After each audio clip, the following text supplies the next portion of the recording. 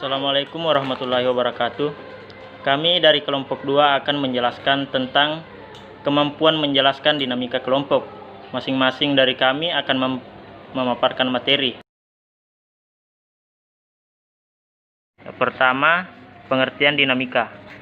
Dinamika adalah suatu yang mengandung arti tenaga, kekuatan, selalu bergerak, berkembang dan dapat menyesuaikan diri secara memadai terhadap keadaan. Di sini dinamika juga berarti adanya interaksi dan interdependensi antara anggota kelompok dengan kelompok secara keseluruhan. Keadaan ini dapat terjadi karena selama ada kelompok, semangat kelompok terus-menerus ada dalam kelompok itu. Oleh karena itu, kelompok tersebut bersifat dinamis, artinya setiap saat kelompok yang bersangkutan dapat berubah. Yang kedua, tentang pengertian kelompok. Kelompok adalah kumpulan orang-orang yang merupakan kesatuan sosial yang mengadakan interaksi yang intensif dan mempunyai tujuan bersama.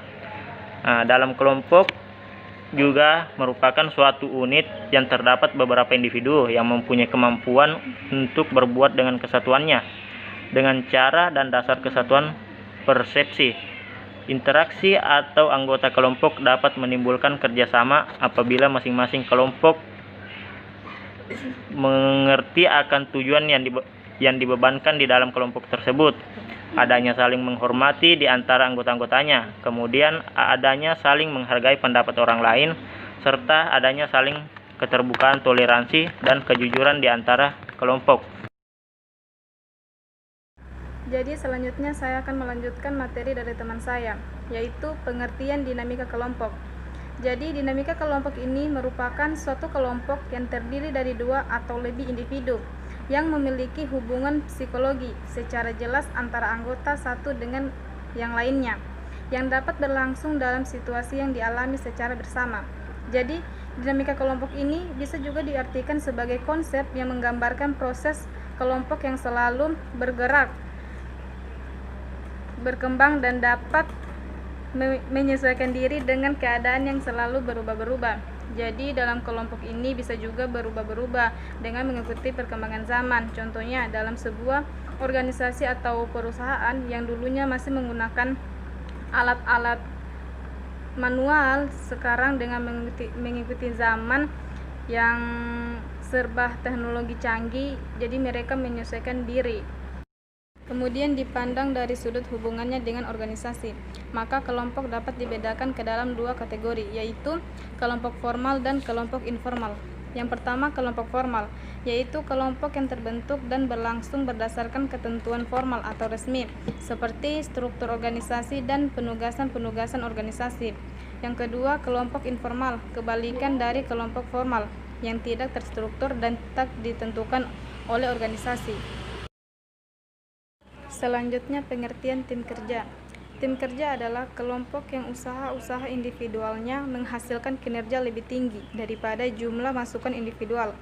Ini menurut para ahli Stephen Timothy 2008. Hal ini bahwa kinerja yang dicapai oleh sebuah tim lebih baik daripada kinerja per individu di suatu organisasi ataupun suatu perusahaan. Contohnya dalam organisasi BEM yang ada di kampus, suatu tujuan yang ingin dicapai dalam organisasi tersebut tidak akan tercapai dengan maksimal tanpa adanya kerjasama tim. Fase pembentukan kelompok. Pembentukan kelompok pada dasarnya merupakan suatu rangkaian proses yang dinamis yang terdiri dari beberapa fase, yaitu satu forming, pembentukan. Fase ini merupakan fase awal di mana keadaan ketidakpastian akan tujuan, struktur dan kepemimpinan kelompok dihadapi. Fase ini berakhir pada saat para anggota mulai berpikir bahwa diri mereka adalah bagian dari sebuah kelompok. Kedua, storming atau merebut hati. Fase ini didirikan oleh adanya konflik interkelompok. Anggota menerima keberadaan kelompok tetapi menolak pengendalian kelompok atas individu. Fase ini selesai manakala didapatkan hierarki kepemimpinan yang relatif jelas di dalam kelompok. Ketiga, norming, pengaturan norma. Fase ini menggambarkan adanya perkembangan hubungan dan kelompok, menunjukkan adanya kohesi atau kepaduan. Keempat, performing atau melaksanakan. Fase ini memperlihatkan fungsi kelompok berjalan dan diterima oleh anggota. Jadi di sini energi kelompok sudah bergerak dari tahap saling mengenal dan saling mengerti ke pelaksanaan tugas-tugas yang ada. Untuk kelompok yang relatif permanen, fase ini merupakan fase terakhir di dalam perkembangannya. Terakhir adjourning atau pengakhiran. Fase ini merupakan fase terakhir yang ada pada kelompok yang bersifat temporer, yang di dalamnya tidak lagi berkenaan dengan kegiatan pelaksanaan tugas-tugas, tetapi berakhirnya rangkaian kegiatan. Selanjutnya itu tahap perkembangan kelompok. Adapun tahap-tahap tersebut adalah pertama, pembentukan. Mempunyai ciri banyak sekali ketidakpastian mengenai maksud, struktur, dan kepemimpinan kelompok. Kedua, kerebutan, yaitu tahap konflik dalam kelompok. Ketiga, penormaan, yaitu tahap di mana berkembang hubungan yang karib dan kelompok memperagakan kekohesifan atau kesaling tertarikan. Keempat, pelaksanaan, adalah kelompok telah sepenuhnya fungsional dan diterima baik. Kelima, reses, yaitu kelompok untuk mempersiapkan pembubaran. Ciri tahap ini adanya kepedulian untuk menyelesaikan kegiatan-kegiatan daripada melaksanakan tugas. Baik, yang terakhir adalah alasan perlunya kelompok. Ada beberapa alasan mengapa orang mengikuti atau menjadi bagian dari kelompok tertentu. Di antara alasan tersebut adalah sebagai berikut. Yang pertama adalah rasa aman. Dengan itu, kelompok dapat mengurangi rasa ketidakamanan atau rasa tidak aman karena berdiri sendiri. Contohnya serikat pekerja. Kedua, status dan harga diri. Ada rasa peningkatan status dan harga diri karena mengikuti atau bergabung dengan suatu kelompok.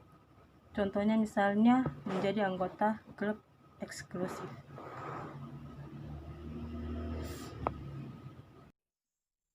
Itulah hasil pemaparan materi dari kami. Lebih dan kurangnya mohon maaf. Billahi taufik wal hidayah. Wassalamualaikum warahmatullahi wabarakatuh.